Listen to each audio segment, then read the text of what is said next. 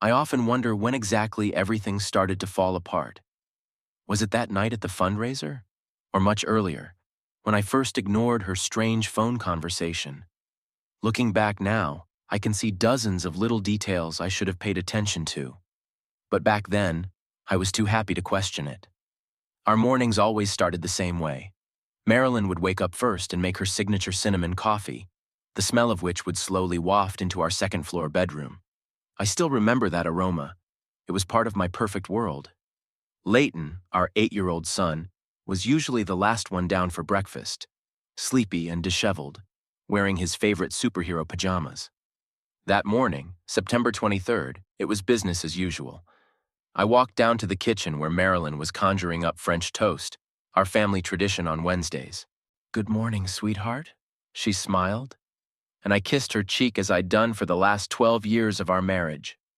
Her blonde hair was gathered into a careless bun, and the pendant I'd given her for our 10th anniversary glittered around her neck. "Dad, you promised to help with a science project." Our son had inherited my dark hair and stubborn chin, but his eyes were exactly like Marilyn's, green, speckled with gold. "Sure thing, buddy. We'll do your dinosaurs tonight." I ruffled his hair, eliciting a disgruntled grunt. At 8, he was already starting to show his temper. "Brack, don't forget about gallery night." Marilyn placed a plate of toast in front of me. "It's important to my practice. A lot of my clients will be there." I nodded, sipping my coffee. Marilyn was a successful psychotherapist, specializing in family relationships. How ironic, I thought now. Her practice was located downtown, in a historic building overlooking the park. She was proud of her work, and I was proud of her.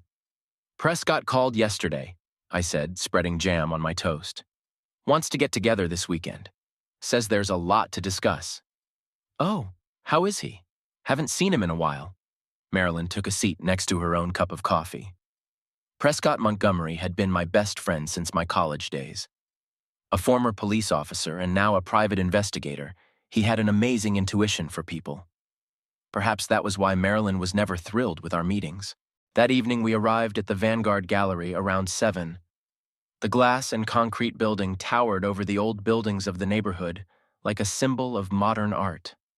Marilyn looked stunning in a navy blue dress I hadn't seen before. "Bought it the other day especially for this evening," she explained, noticing my gaze. Inside the gallery, a fair number of people had already gathered. I recognized some of them: doctors, lawyers, businessmen from our social circle.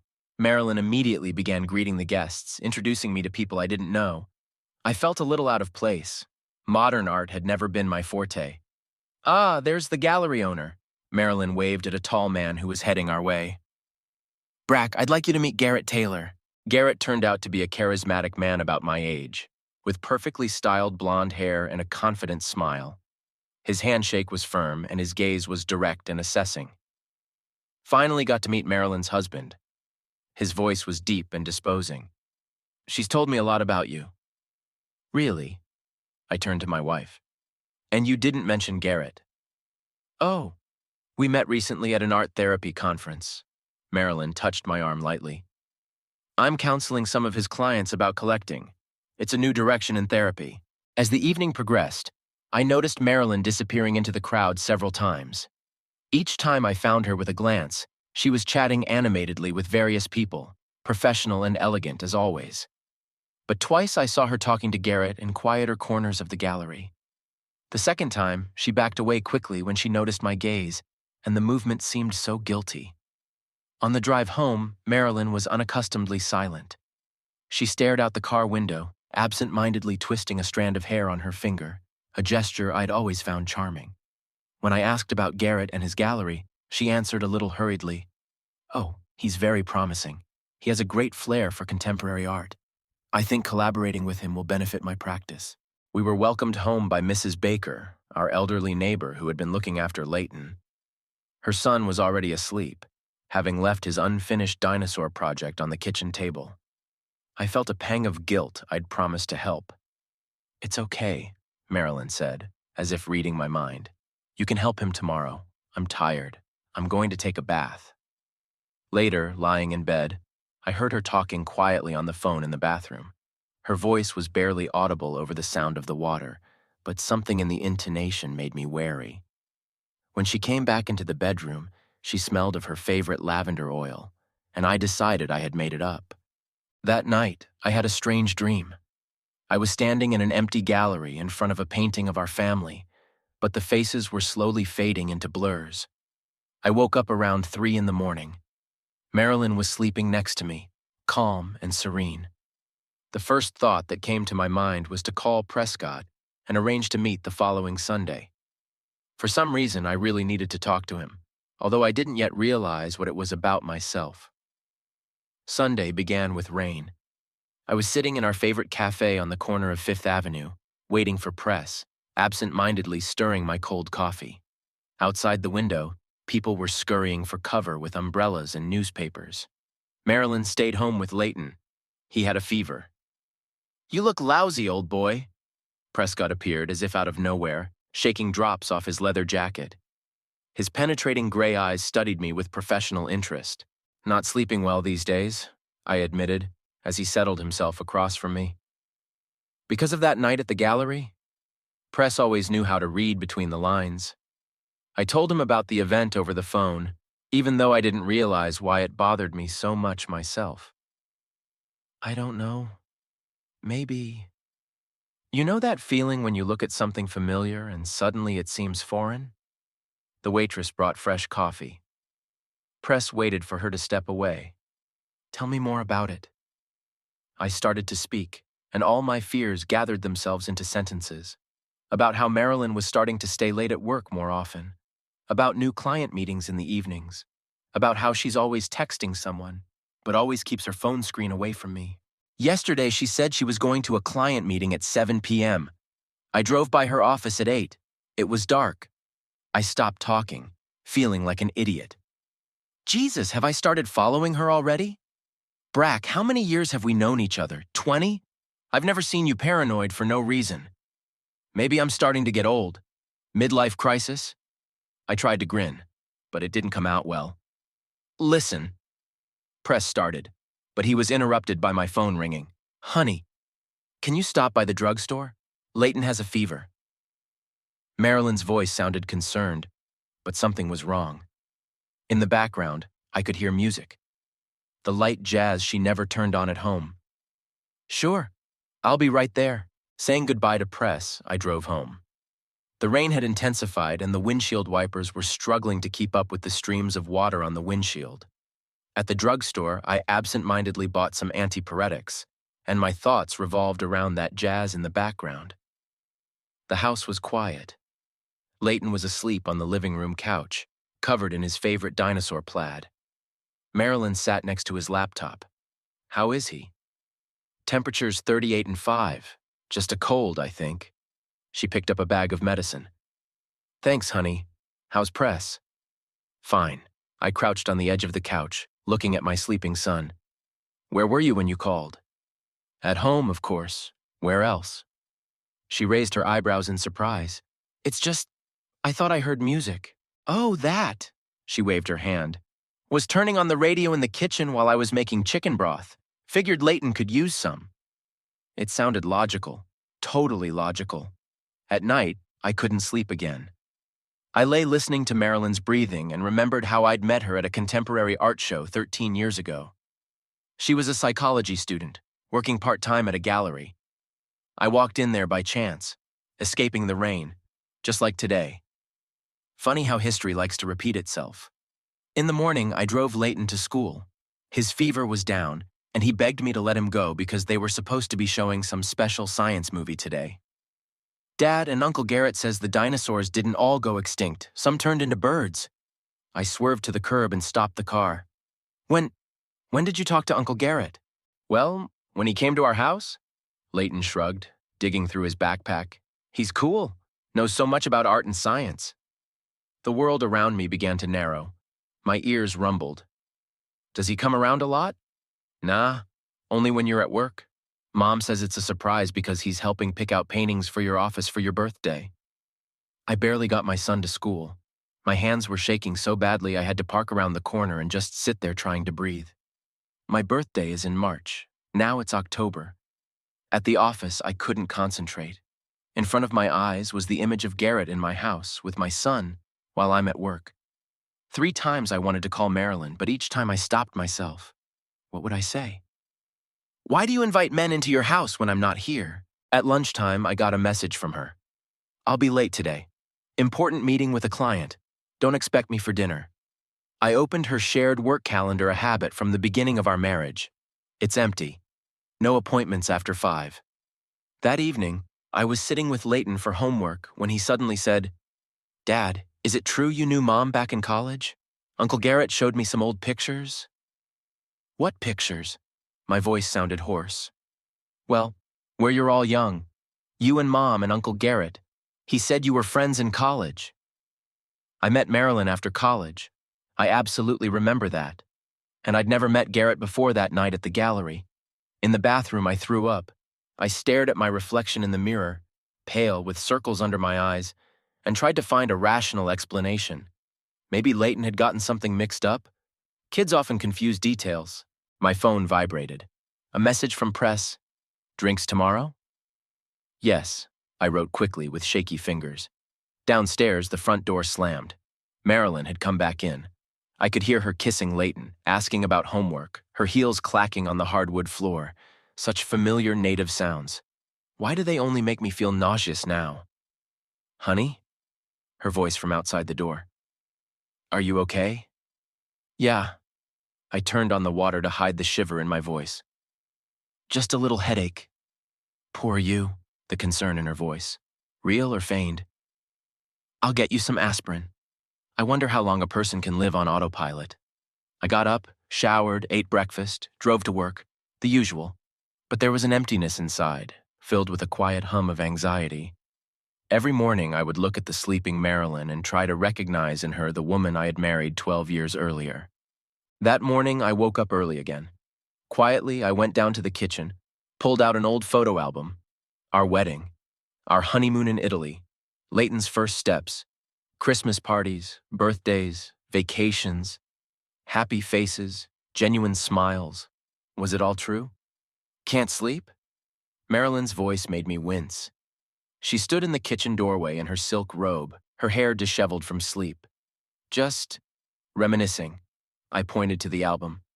She came over and put her hands on my shoulders. Her touches used to make me feel better. Now they stung. Honey, you've been kind of weird lately. She sat down next to me. Why don't you go see a doctor? You're not sleeping well. You're nervous. Why did you lie about Garrett? The words came out on their own, even though I hadn't planned this conversation. Not now, not at 6 in the morning in the kitchen. Her hands froze. For a split second, but I noticed. What do you mean? Leighton said he comes here, when I'm not here. Oh, that… She laughed, but somehow unnaturally. Honey, I told you, it's a surprise for your birthday. We're picking out paintings for your office. In October? 5 months before March? Good paintings have to be chosen in advance. She stood up, started fussing with the coffee maker. Some works take months to deliver. I wanted to make it perfect. And the pictures from college? What pictures? Leighton said Garrett showed him pictures of all of us together. In college. She turned to me, and for the first time I saw something resembling fear in her eyes. He's confused about something. Kids often… Don't. My voice shook. Tell me the truth, Marilyn, just for once. The truth?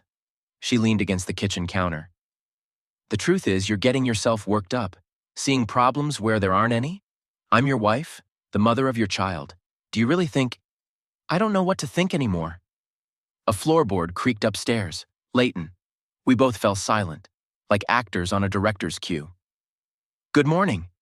He appeared in the kitchen wearing dinosaur pajamas that were already getting a little small for him. Good morning, sunshine. Marilyn instantly switched into caring mom mode.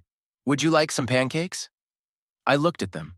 My family, my world, and felt reality crumble to pieces. At the office, I couldn't focus.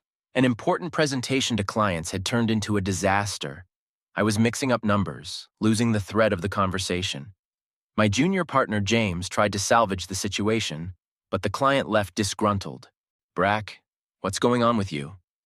James walked into my office after the meeting. This is the third failed presentation in a month. I'm not getting enough sleep, was a pathetic excuse, but better than the truth. Take a vacation. Seriously. You look like a ghost. I nodded, not listening. There was a notification on my phone screen.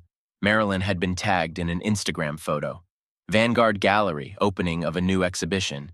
She's in that very same navy blue dress, laughing, looking at something off-screen. Judging by the timestamp, the photo was taken yesterday. Yesterday, when she said she'd be late at work with a client. I dial Press's number. Can we meet? Now? He was waiting for me at a bar not far from my office. A small dark place that served the best scotch in town and asked no questions. You look lousy. His usual greeting now sounded like a diagnosis. I'm losing my mind, Press. I took a big sip of whiskey. Either I'm paranoid or your wife is seeing another man. How simply he said it took my breath away. I can't believe she's... You can. Press put a hand on my shoulder. You already believe it. Otherwise, you wouldn't be sitting here. What do I do? For starters, stop drinking. He took my glass. You need a clear head. Look, I could... No. I knew what he'd suggest. You don't need to follow her. I don't want to... What? Know the truth? Break up the family. Press sighed. He'd gone through a divorce 5 years ago. His wife had said she'd stayed late at work too. Brack, it's not the one who discovers the truth that destroys a family. It's the one who lies. At home, I was surprised to find Marilyn had cooked my favorite steak. Leighton was ranting about his school project. It was just like a good old family movie, only I didn't believe in that picture anymore. Honey, I think you need to see a doctor, she said when we were alone. You haven't been yourself lately. I'm worried. Really? I looked into her eyes. Were you at the gallery yesterday? She froze with a glass of wine to her lips. What? At the gallery. At the opening of an exhibition. In a blue dress. Are you following me? No, Instagram is following. Were you there with Garrett? God, Brack! She set her glass down with such force that the wine spilled out onto the tablecloth. Yes, I was at the gallery. It's part of my job. Garrett is my colleague and friend. Why are you turning this into some kind of sordid story? Why did you lie about meeting a client? Because you've become insufferable. You control my every move, suspect me of every sin. I'm tired of making excuses. Her voice trailed off. At other times, I would have rushed to comfort her. But now all I could see was how perfectly she chose her words. How professionally she'd turned the tables. Therapist. A goddamn therapist. I love you, I said, and it sounded like goodbye. She froze, looking at me with wide-open eyes. Brack, good night. I went upstairs to the guest bedroom. During the night, I could hear her crying in our bedroom, sincerely or for sound bites. I didn't know anymore. I didn't know anything for sure at all, except for one thing. My heart was beginning to realize what my mind refused to accept. The woman I had loved for 12 years was a stranger. Saturday morning, after Marilyn took Leighton to swimming lessons, I decided to sort through the old boxes in the garage. Perhaps it was an attempt to bring some order to my life when things were falling apart inside. In the far corner, behind Christmas decorations and old skis, I came across a cardboard box labeled College M. My heart skipped a beat. I had never seen this box before. Inside were photo albums, old notes, dried flowers between the pages of books, the usual girly treasures. At the bottom, I found an envelope of photos. The first photo was of a group of students outside some bar. Marilyn, young, with long, loose hair, laughing, snuggling up to Garrett. The date on the back is October 2000, the year before we met. The second photo is a picnic in the park. Marilyn is sitting on Garrett's lap, his arms around her waist. They look, in love. Third, fourth, fifth. Dozens of moments of their shared life that I knew nothing about. Parties, traveling, sneaking kisses. The last photo was dated March 2nd, 000 years ago. A month before I met her at the gallery where she worked. I sat on the cold concrete floor of the parking garage, surrounded by evidence of the lies my marriage had been built on. Another scene flashed before my eyes. I'm 14. I accidentally find love letters in my mom's jewelry box. The letters weren't from my father. Nausea rose to my throat. I barely made it to the nearest bush. "Mr. Holloway, are you feeling ill?" I turned around. Astrid Caulfield, our new neighbor, stood at the fence with a concerned expression on her face. She'd moved into the house across the street 3 months ago, and we occasionally exchanged greetings in the mornings. No, I'm fine." I tried to smile, but it must have come out creepy. "You don't look okay at all." She resolutely opened the wicket. "I have some ginger tea. Helps with the nausea." I wanted to decline, but she was already walking toward the house. 5 minutes later, we were sitting on the veranda with cups of hot tea. Astrid didn't ask any questions, just stayed silent beside me, and that silence was surprisingly comfortable. "You know," she finally said, "sometimes the scariest thing is not the truth itself, but the moment before it. When you already know, but you're not ready to admit it yet." I looked at her more closely. In 3 months of being a roommate, this was the first time I'd noticed how sad her eyes were. "Are you speaking from experience?" "I found a similar box 2 years ago." She sipped her tea. "Only it wasn't pictures, it was hotel bills. My husband was dating my best friend." "I'm sorry." "I'm not." She smiled weakly. "You know what the ironic thing is? I'm a therapist like your wife. We teach people to be honest with themselves, and yet I froze. "You know Marilyn? We work at the same clinic. I recently transferred here from Boston." She set the cup down. "That's why I bought a house here. She recommended this neighborhood." Something in her tone made me wary. "Astrid, do you know something?" She was silent for a long moment, looking at her hands. "I don't want to destroy other people's families." "It's already destroyed. It's just a matter of time." She sighed. "Garrett often comes to her office, usually on Thursdays after 7 when most of the staff has already left. They don't hide much. I guess they think no one notices." I felt my fingers go numb. "How long?" "I've only been working there for 2 months, but—" She mouthed. "But? Last week I overheard them talking. They were talking about the past, about college, about how hard it was to break up back then, how they regretted—" My phone rang, making us both wince. "Marilyn. Honey, Leighton and I are going to stop by the supermarket. Do you need anything?" Her voice so familiar, so dear. The voice of the woman who lied to me for 12 years. "No, nothing," I cut off, not waiting for an answer. "Mr. Holloway?" "Braxton. Just Braxton." "Braxton." Astrid touched my arm. "I know a good therapist. Not from our clinic, if you want." "I'm not crazy." "No. You're a person who's been hurt. It's different." I looked at the pictures spread out on the table. Young, happy faces. A love that should have ended, but didn't. "You know what the worst part is?" I said without looking at Astrid. "When I was 14, I found proof of Mom's infidelity. Letters, pictures, exactly the same. I didn't tell my father. Thought I was protecting the family. A year later, she left on her own, to that man, and my father. He never forgave me for knowing and not telling. It wasn't your fault. Not then. Not now. Am I? History repeats itself, and I remain silent again, protecting a family that may no longer exist. You're protecting your son. That's different. Leighton." My heart clenched at the thought of him. How will I tell him? How will I explain that his world is falling apart because of adults who couldn't be honest? "I have to go." Astrid rose. "But if you want to talk, I'm usually home in the evenings. And yes, I can keep a secret, unlike some of my coworkers." When she left, I sat on the veranda for a long time, poring over the photos. One of them showed Marilyn and Garrett standing against the sunset.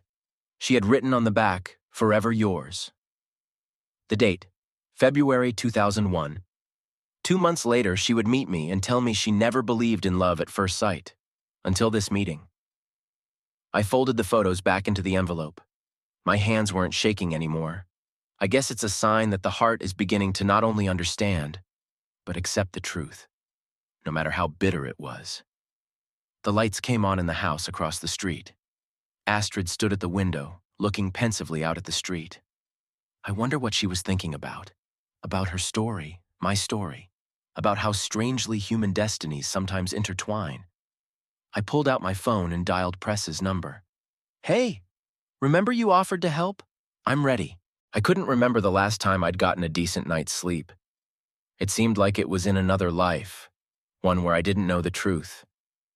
The nights turned into an endless series of anxiety attacks and flashbacks. I'd lost 12 pounds in a month. Suits that had once fit perfectly now hung like hangers. "Dad, you promised to help with the solar system model." Leighton's voice pulled me out of another bout of self-injury. Saturday, 10 in the morning. We were sitting in the kitchen over spread-out materials for a school project. "I'm sorry, son. Brooding." I rubbed my temples, trying to concentrate. "You're always brooding now." He sounded resentful. "And you look sick. Mom says it's because of work, but Uncle Garrett said—" "What?" I turned sharply toward him, too abruptly. The paint can tipped over, drenching the unfinished Neptune in blue. "What did Uncle Garrett say?" "Nothing." Leighton recoiled, startled by my reaction. I shouldn't have said—" "What did he say?" I almost shouted, not recognizing my own voice. "Answer me!" Leighton cried. Just sat there crying, looking at me with wide-open eyes, the same green ones his mother had. And then I saw myself through his eyes, an unshaven, gaunt man with shaking hands and a crazed look in his eyes. "God, son, I'm sorry." I knelt down next to his chair. "I'm sorry, please. I didn't mean to. I'm just tired." He sobbed, tucked into my shirt, and I stroked his head and hated myself for this outburst of anger, for letting his pain touch my baby. "I love you," I whispered. "More than anything in the world. You know that, don't you?" He nodded, still snuggled against me. "Let's go to the store." I forced myself to smile. "We'll buy some new paint, and maybe some ice cream?" After the store, I drove Leighton to my sister's house. I couldn't look him in the eye after what had happened. In the car, I dialed Press's number. We met in his office, a small space above a Chinese laundry. A typical private investigator's place, like in the old movies. "Tell me about it." Press poured the whiskey into glasses. I laid the envelope of photos on the table. "I need to know everything, Press. Every detail of their relationship. Now and then." He took a long look at the pictures, his face growing darker and darker. "This is going to hurt." "It already is." "Okay." He set the pictures aside. "But promise me you won't do anything stupid. And you need to see a doctor, Brack. You look like a walking corpse." "I'm fine."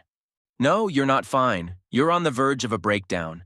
And this thing with Leighton—" "Where did you—" "Your sister called. She's worried. I'm worried. Everyone's worried, damn it, except you." I took a gulp of whiskey. My hands started shaking again. "You know what the funny thing is? I can't sleep in our bedroom. I sleep in the guest room, but I can't sleep there either. I keep thinking maybe they were there. In my house? In my bed? Brack. And when I fall asleep, I dream about my mom. Like she's leaving and I'm standing there watching. A 14-year-old coward who couldn't protect his family." Press stood up, walked to the window. "I'll start today, but you need help. Professional help." "I have help." I surprised myself with my own words. "Astrid? That neighbor? Do you trust her?" "She understands. She had a similar story." Press grinned. "Just be careful. In your condition, it's easy to mistake sympathy for something more." I didn't even think about it. Astrid was just Astrid, a person who listened and didn't judge. In the evening, I sat on the veranda, looking at the house across the street. A warm light burned in Astrid's window. I texted her, "Can I come in?" She opened the door as if she'd been waiting. "Bad day?" I snapped at my son. She silently led me into the living room. A cozy room with bookshelves and an old piano against the wall. Herbal tea was steaming on the table. "Like you've been waiting," I tried to joke. "Been waiting. Saw you sitting on the veranda for the last 2 hours." We talked until late into the night. About children, about betrayal, about guilt. She told me how her husband denied everything to the last, even when she showed him the hotel bills. How she tried to save the marriage for her daughter's sake. How she realized that sometimes leaving was an act of love, not weakness. You know what I realized? We can't control other people's actions, only our reactions to them. What if those reactions are destroying you? Then you need to find an anchor, something that keeps you afloat. Leighton, I knew right away. He's my anchor. Then hold on to him. But don't forget, to be a good father, you have to take care of yourself first. I left past midnight, feeling a little lighter. A note from Marilyn was waiting for me at home. Leighton is at your sister's. I picked him up and he told me about what happened. We need to talk. I crumpled the note. Yes, we need to talk, but not right now. I need to know the whole truth first, every dirty, painful detail. The phone vibrated. A message from Press. Started digging. Hang in there, buddy. I lay in the guest room, staring up at the ceiling. A clock ticked behind the wall, Marilyn's gift for our first anniversary. Tick-tock. 12 years of lies. Tick-tock. My mother leaving with a suitcase. Tick-tock. Leighton's terrified eyes. At 2 in the morning, I got up and went out onto the veranda. The lights were on in the house across the street, too. Astrid was sitting at the piano, her silhouette silhouetted against the window. She was playing something classical, but I couldn't make out the melody. I just watched her hands move and felt the suffocating anxiety slowly recede. Maybe she's right. Maybe all we can do is learn to live with the pain without letting it control us. I pulled out my phone and made an appointment with the therapist she recommended. For Leighton, for me, for the sake of the person I want to remain, despite all of this. On Wednesday, Press texted, "Need to meet. Got some information." I was just finishing up an important presentation at the office when I saw this. My hands immediately became moist. "In an hour at your office," I replied, trying to focus on the numbers on the screen. For the first time in weeks, the project was going well. The client was happy. I almost felt normal. James peeked into the office with a cup of coffee. "You're looking better, boss. That therapy helping?" I nodded. 4 sessions with Dr. Ramirez had really helped me at least sleep at night. True, with the help of pills, but it was better than nothing. Sometimes you have to admit you need help. I repeated Astrid's words that had become my mantra. Without 15:05, I saw Press parked outside the building. He looked darker than usual. In his hands was a brown A4 envelope. "Have a seat," he said as he entered the office. "That bad?" He silently laid the photographs on the table. Fresh ones, taken on a professional camera from a long distance. Marilyn and Garrett walking out of a restaurant, holding hands, kissing in front of his car. "It was yesterday." Press's voice sounded somewhere far away. "In Riverside, 40 miles from here. They meet there every Tuesday, have reservations on a regular basis." I stared at the pictures but couldn't focus. The letters on the restaurant sign were blurring, turning into meaningless blurs. "There's more." Press pulled out printouts. "Bank statements. Garrett rents an apartment downtown, pays cash, but I found a lease agreement. Guess who the other tenant is?" The room began to spin. The air became thick as jelly. "Brack? Hey, can you hear me?" I couldn't breathe. My heart was pounding like it was trying to jump out of my chest. My ears were ringing. "Shit!" Press jumped up to me. "Come on, breathe! Slowly, with me!" Panic attack. Dr. Ramirez had warned me it could happen. He said to breathe, count the breaths in and out. "Ambulance?" James's voice, when he'd gotten in. "No." Press held my shoulders. "Give me some water and close the door." Slowly, the attack began to recede. I sat with my head down between my knees, just like the doctor had taught me. My t-shirt was soaking wet with sweat. 12 years, my voice sounded hoarse. 12 fucking years she's... Should I keep digging? Press gathered up the photos. I nodded. "I want to know everything, every detail. It'll kill you." "I'm already dead." I straightened, feeling strangely calm. The body just hasn't realized it yet. I didn't go home. Couldn't see her, knowing that. Parked outside Astrid's house. She opened right away, as if she'd been waiting. "You look terrible." She let me in. "What's wrong?" I silently handed her the envelope with the photos. She stared at them for a long moment, then folded them back neatly. Now you know. Know what? That my life is a lie? That the woman I trusted the most in the world betrayed me for years? That. Her voice trailed off. Astrid came over, put her arms around me, just stood there letting me tremble in her arms, and I cried. For the first time in all those weeks of nightmare, sobbed like a baby, snuggled into her shoulder as she stroked my back.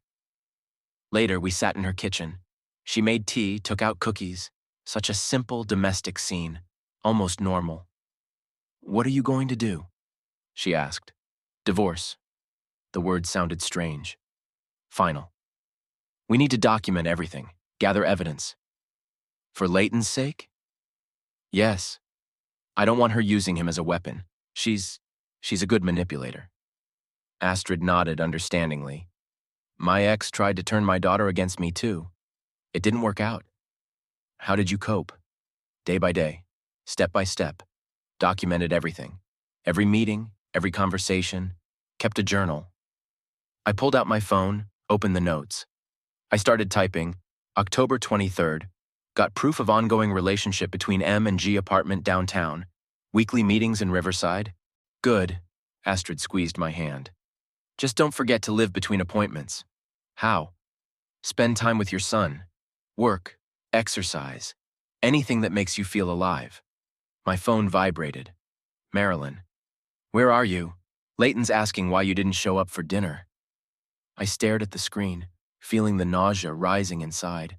I remembered the pictures. Her smile meant for someone else. Her arms around his neck. "Tell him Daddy's working," I texted. "I'll be there tomorrow for sure." "Are you okay? You've been kind of weird lately." The hypocrisy of that concern hurt almost physically. "I'm fine. Just work." I turned off my phone and pulled out a new one. A simple one with a prepaid card. I wrote down the number, the date of purchase. "Starting to document everything," I explained to Astrid. "Calls, texts, gotta be prepared." "For what?" "For war," I looked at her. "Because it's going to be a war. She won't just let me go, not after all these years of lies." Astrid stood up, walked to the window. It was getting dark behind the glass. The streetlights were coming on. "You know what the worst part of betrayal is?" she said without turning around. "Not the pain itself. It's that it changes you, makes you doubt everything, about everyone." "I don't know who I am anymore," I admitted. "Everything I thought was true." "You're the same person, Braxton. You just know more now." I opened the notes, continued typing. Every word was a nail in the coffin of my marriage. But in a strange way, it brought relief. Like I'd finally stopped pretending everything was okay. At 11 o'clock at night, I got home. The house was dark, with only a light on in our, now her bedroom. I went into the guest room, pulled out my laptop.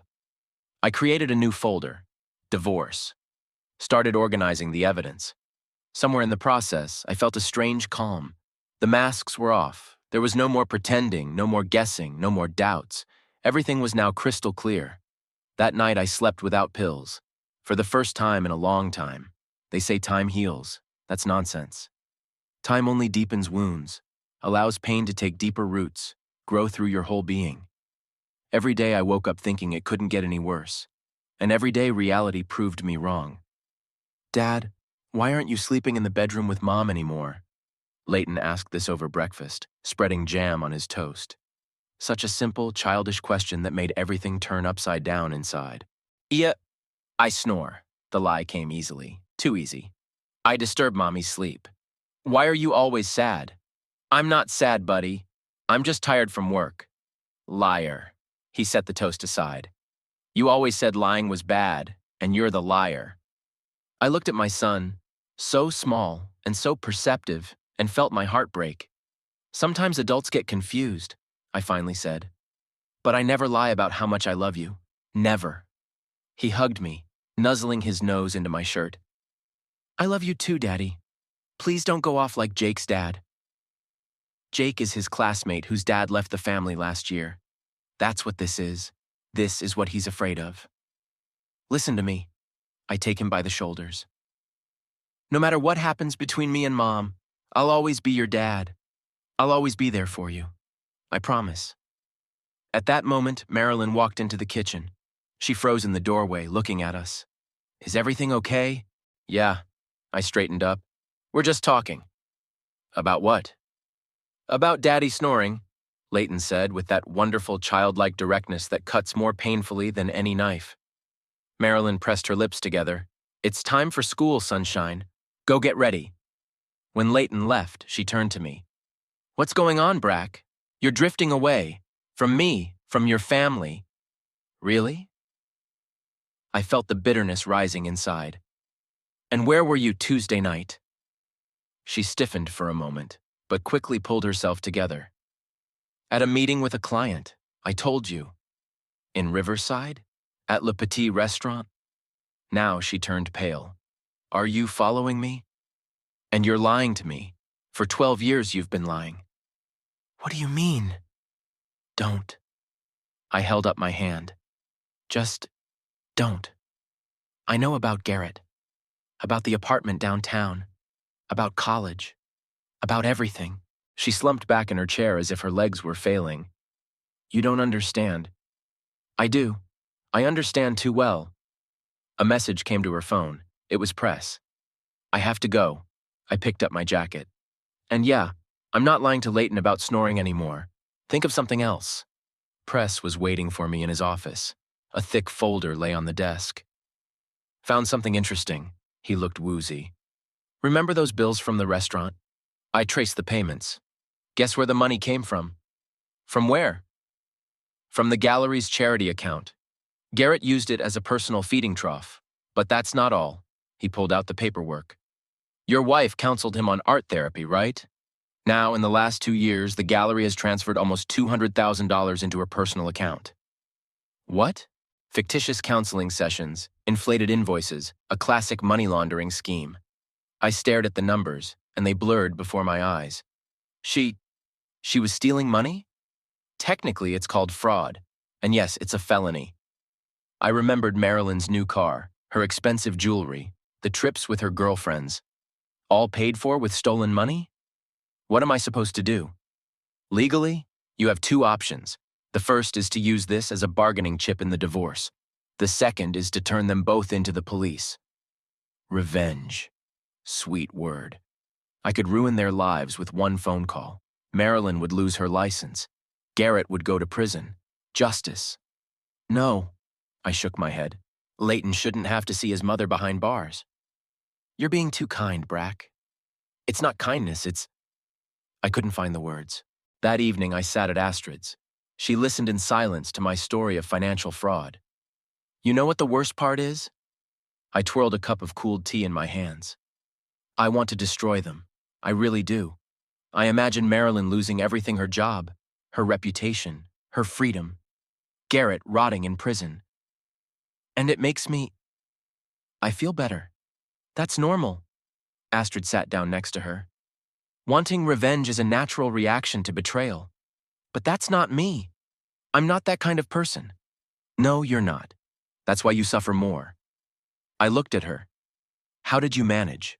Without revenge? I realized that the best revenge is to live well, to be happy in spite of them.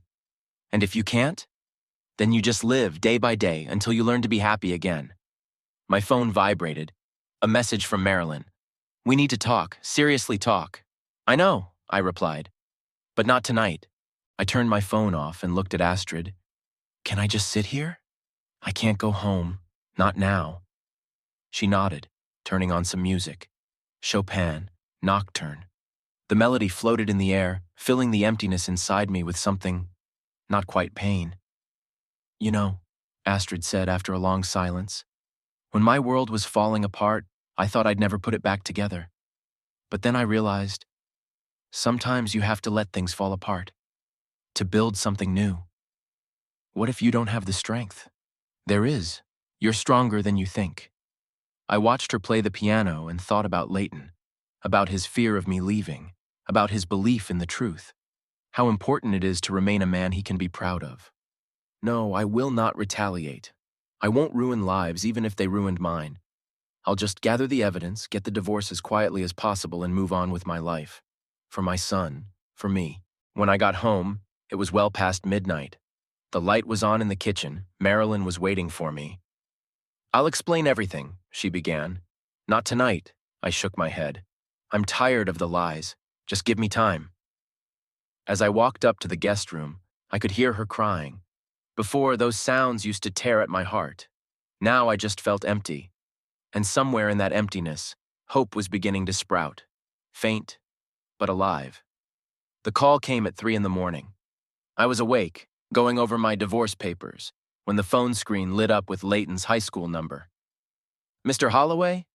This is Mrs. Baker, the counselor at the parochial camp. Your son, he's had a severe panic attack. We've called an ambulance." The world stopped. "What hospital?" My voice sounded foreign. "Children's Central. He keeps calling for you." I was already running to the car, pulling on my jacket as I went. The only thought pounding in my head was, "Not this, please, not my boy." The emergency room greeted me with sterile silence and the smell of antiseptic. Marilyn was already there, pale, with disheveled hair, wearing a hastily thrown coat over her pajamas. "What's wrong?" I didn't even say hello. He couldn't breathe, started choking in his sleep, screamed something about everyone leaving.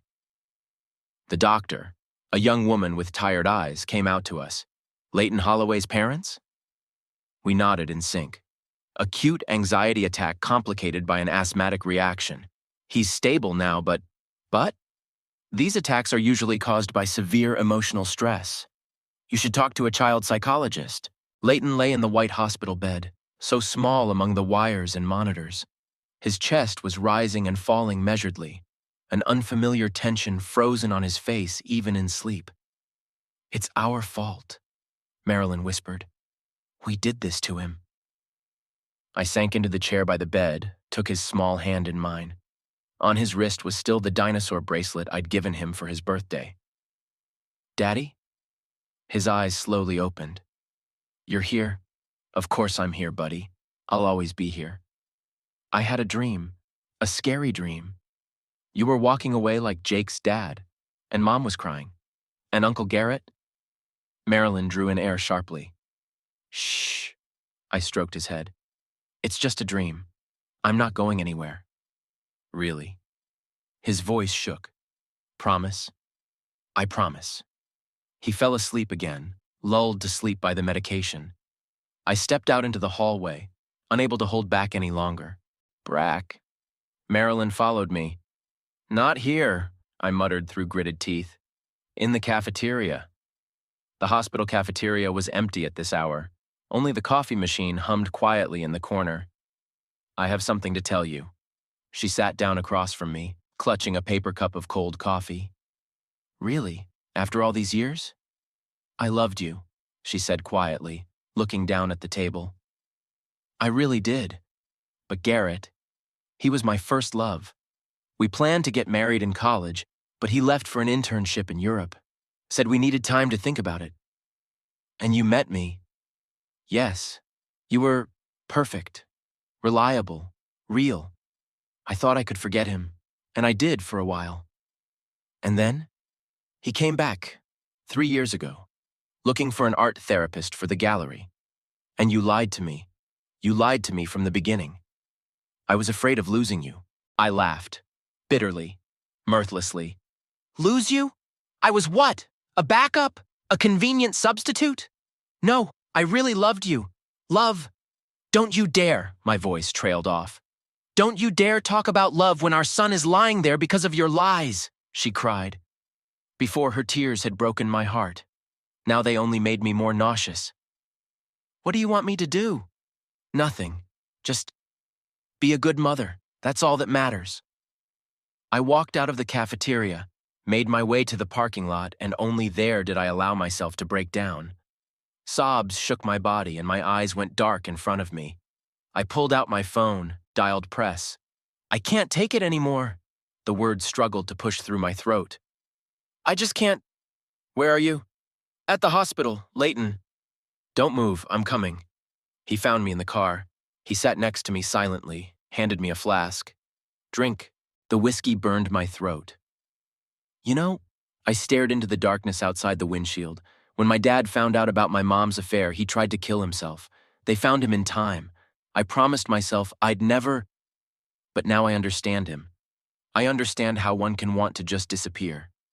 Press took the flask. Don't even think about it. Your son needs you. I'm ruining his life. No, it's being ruined by lies and betrayal. But you can help him get through it. How? By being there for him. Alive. Strong. I closed my eyes. I don't feel strong. But you are. You're here. Despite everything. Fighting. That's what strength is. I got a message on my phone from Astrid. Found out about Leighton. Hang in there, you're gonna make it. 3 simple words. You can do this. Why did they suddenly seem like a lifeline in a sea of pain? By morning, Leighton was feeling better. The doctors allowed him to go home on the condition that he see a counselor. I watched him gather his things, his dinosaur pajamas, the book I'd brought him the night before, the shabby plush Tyrannosaurus. Dad, he suddenly hugged me. I know you and Mom won't be together anymore. I caught my breath. Why do you think that? Because you don't look at her like you used to anymore. And she's changed. But that's okay. The important thing is that you're not going away completely, right? I pulled him against me, feeling the tears come up to my throat. Never. Do you hear me? I'll never leave. At that moment, I made my final decision.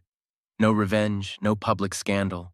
A quiet divorce, joint custody, all for the sake of this little man in my arms. I drove him home, made sure he was asleep in his bed. Marilyn tried to say something, but I just shook my head. Not now. He needs rest.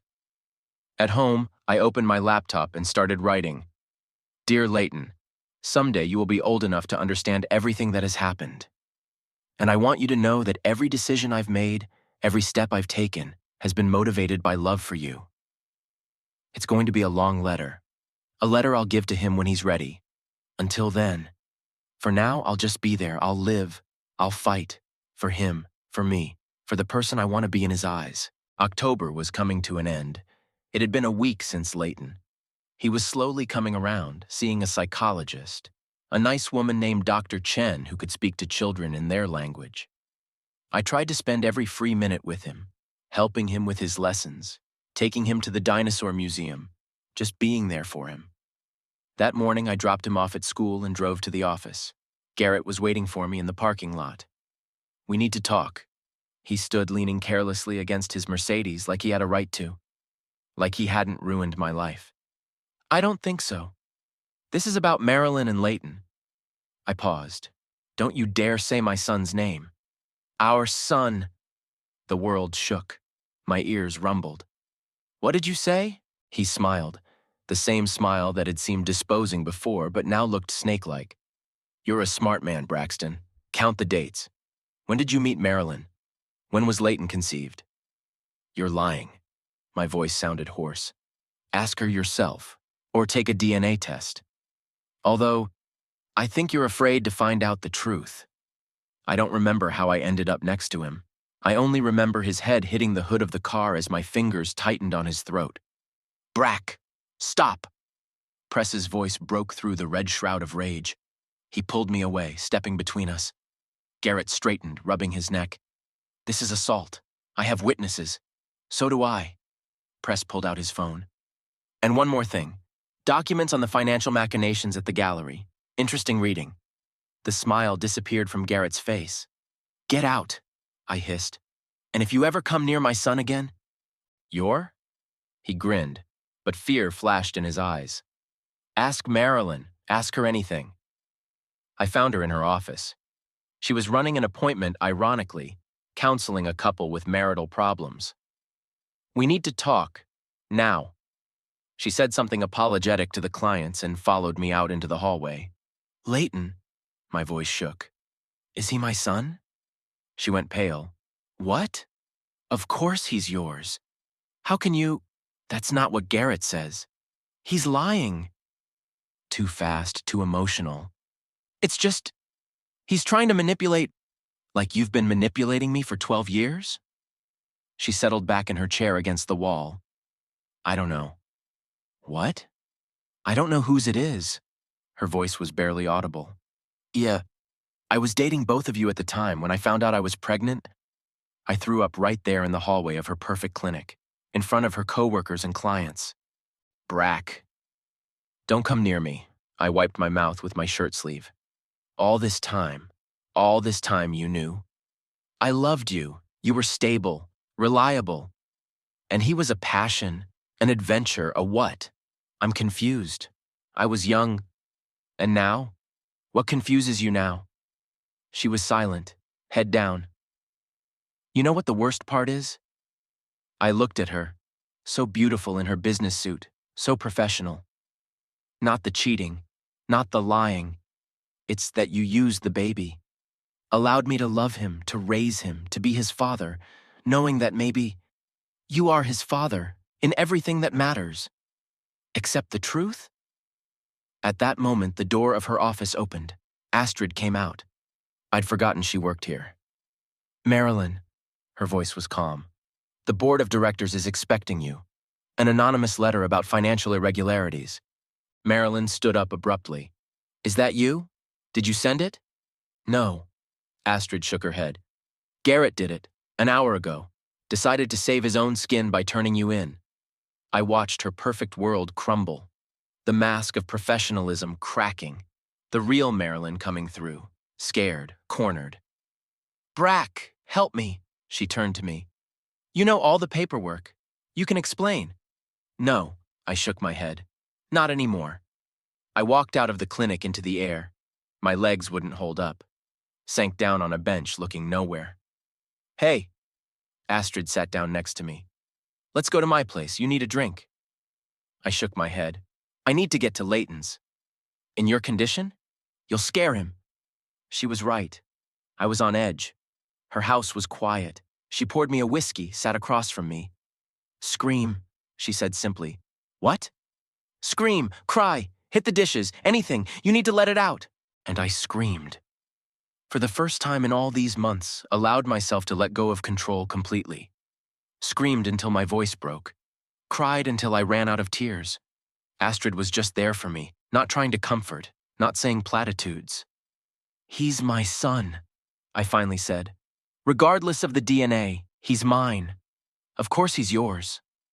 But I have to know, for his sake, for his health. Will you do the test? Yes, but I'll talk to him first. He deserves to know that I love him no matter what. My phone rang. Press. Garrett ran away, he said without preamble. Took the money from the gallery and disappeared. Marilyn has been suspended pending clarification. I listened and felt nothing. Absolutely nothing. You know, I said to Astrid when I finished talking, I've wanted revenge for so long. Imagine them paying for everything. And now I don't care. It's called acceptance, she smiled weakly. The first step to healing. I glanced at my watch. I had to pick Layton up from school soon. Thank you, I stood up, for everything. You'll do fine, she squeezed my hand, day by day. On the way to school, I pondered the strangeness of life, about how we make plans and reality laughs at them, about how the truth can kill and revive at the same time. Layton was waiting for me at the gate. When he saw me, he brightened up. Dad! And we studied tyrannosaurs today. Can you believe it? I listened to his enthusiastic story and thought, this is my truth. This is what matters. Everything else is just noise. Dad, can we stop for ice cream? Sure, buddy. And you know what? We need to have a serious talk. About Mom and Uncle Garrett. And about you and me. About how some things will never change. Strange how quickly 12 years of marriage could turn into dry legal language. Irreconcilable differences is what the divorce papers say. What a polite way to describe betrayal, lies, and heartbreak. I sat in the office of my attorney, Michael Stern, reviewing the latest version of the custody agreement. She agreed to the DNA test? Michael handed me a coffee. Yes. The results will be in a week. I sipped the bitter beverage. It doesn't matter to me anymore, though. Layton is my son, regardless of biology. But does matter to the court? I nodded. After Garrett's disappearance and the financial scandal at the clinic, Marilyn's position had weakened considerably. She could lose her license as a therapist, her reputation ruined, but I wasn't happy about it anymore. I just wanted it to be over, quietly, without too much drama. "How's he doing?" Michael said of Leighton. "Better than I expected. Dr. Chen is working miracles. And he's got a new hobby." "Yeah?" "Astrid is teaching him to play the piano. She says it helps with his anxiety." Michael smiled understandingly. "Astrid has been mentioned a lot in our conversations lately." I felt myself blush. "She's just a friend." "Of course." He began to gather the paperwork. "The divorce will be finalized in a month. Then you have to bide your time." "I know." That evening, I picked Leighton up from Astrid's. He was sitting at the piano, diligently strumming out a simple tune. "Dad, look, I can already play To Eliza. Well, the first bars." "Awesome, buddy." Astrid stood in the doorway, watching us. She had become an integral part of our lives in recent months. After Leighton and I moved to a new house 3 blocks away, she often kept an eye on him while I sorted out the lawyers and work. "Dad, can we have dinner with Astrid? She promised to teach me how to make pasta." I looked at her. "If it's okay with Astrid, I'm always in favor of pasta," she smiled. "And I have a great non-alcoholic wine for young chefs." Her kitchen was cozy. Leighton was looking serious as he helped chop vegetables for the sauce. I was opening a jar of olives. Astrid was conjuring up pasta. Such a simple, homey scene, almost like a family. "What are you thinking about?" She caught my gaze. "About how life turns sometimes." I was quiet. "A year ago, I had the perfect family, and now you have a real life." Unquote. After dinner, as Leighton fell asleep on the couch to the sound of the documentary, we sat on the veranda. "Test results tomorrow." I looked out into the darkness of the garden. "Are you scared?" "Not anymore. You know, I realized something. Paternity isn't DNA. It's sleepless nights with nightmares, trips to the dinosaur museum, help with homework, promises you keep no matter what." She covered my hand with hers. "You're a good father, Brack. And you saved us both." Our gazes met. Her eyes reflected the light of a street lamp, and I suddenly realized I felt at peace for the first time in a long time. The test results came back the next day. I'm Leighton's biological father. When I broke the news to Marilyn, she burst into tears. "I really didn't know. All these years. It doesn't matter now." I handed her the signed divorce papers. "Just be a good mother." "I've lost everything." She wiped away her tears. "My job, my reputation, No, you lost the lies. Maybe now you can find the real you." Walking out of her lawyer's office, I felt strangely light. Like I'd dropped a heavy backpack I'd been carrying for years. At home, Leighton was waiting for me with a new dinosaur, a gift from Astrid. "Dad, it's a Paralophosaurus. He has such a cool comb." And Astrid says that dinosaurs aren't really extinct. They turned into birds, can you imagine? I smiled, remembering how those same words had once raised my first suspicions. Now they were just words, a fun fact that pleased my son. "Listen, buddy," I took a seat next to him. "Remember when we talked about change?" He nodded, becoming serious. "About you and Mom not living together anymore?" "Yes. So now it's official, but you know nothing has changed in the main, right? We both love you more than anything in the world." "I know." He hugged me. "And Dad?" "Yeah? I'm glad we're friends with Astrid. She's awesome, and she makes you happy." From the mouth of a 9-year-old, this simple truth sounded especially poignant. That evening, I called Press. "Are you busy?" "Never for you. Shall we have a drink?" We met at our usual bar. "How does it feel?" He poured the whiskey. "Weird.